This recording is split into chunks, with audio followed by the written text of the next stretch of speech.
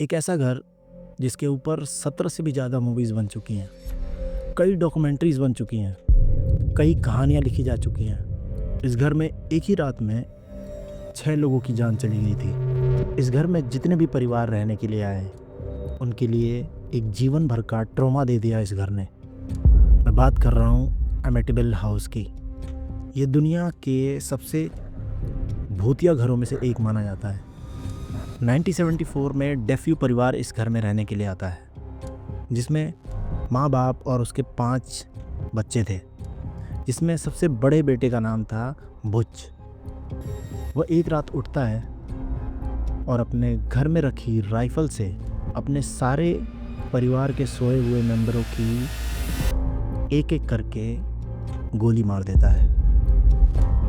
और जब उसे पुलिस ने पकड़ा और उससे पूछा गया कि आखिर तुमने ऐसा क्यों किया, तो उसने कहा कि इस घर में जो शैतान है मेरे कानों में हमेशा कहता रहता था कि अपने परिवार को मार दो। पर आप तो जानते हैं कोर्ट ये सब बातों को नहीं मानती, इसलिए उसको उम्र कैद की सज़ा हो गई।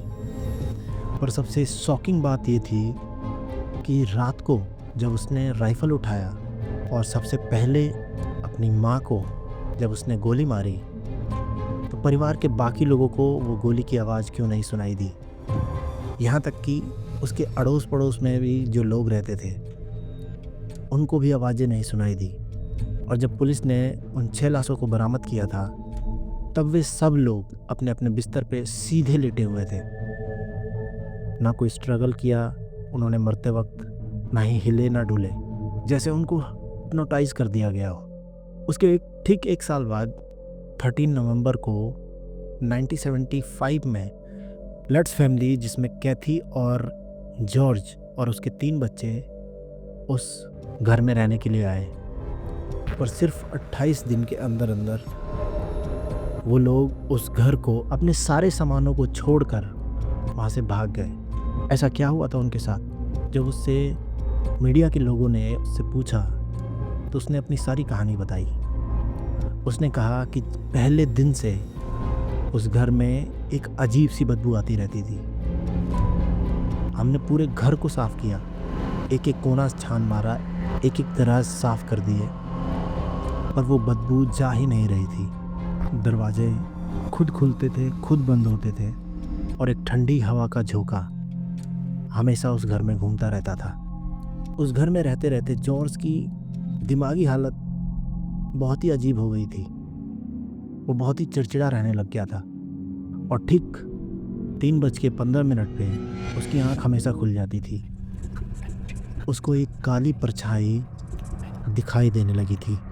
आखिरकार उस लट्स फैमिली ने डिसाइड किया हम इस घर को छोड़ के चले जाएंगे, और उन्होंने अपना सामान वहीं छोड़ के 28वें दिन उस घर को छोड़ के चले गए और उस घर को पलट कर कभी नहीं देखा।